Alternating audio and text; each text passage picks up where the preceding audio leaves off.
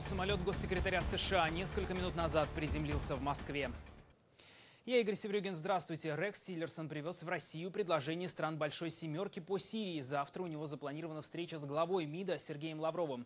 Состоятся ли переговоры с президентом Владимиром Путиным, пока не ясно. Это первый визит Тиллерсона в Россию после назначения на пост руководителя американского внешнеполитического ведомства. За несколько минут до посадки самолета с госсекретарем США на борту над московским аэропортом Внуково начали подниматься клубы дыма.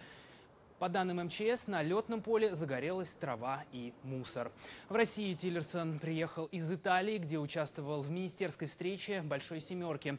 Сирия там была главной темой. Участники встречи заявили, что если Россия не откажется от поддержки Асада, то Запад может ввести новые санкции в отношении Москвы.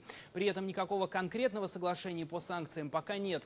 Глава МИД Италии заявил о стремлении «семерки» сотрудничать с Россией, а не пытаться загнать ее в угол.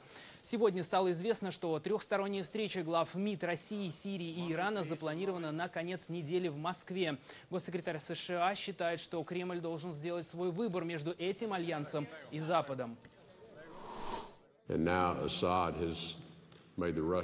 Сейчас Асад выставил Россию не в самом лучшем свете. Россия выбрала себя в союзники режима Асада, Иран и Хизбаллу.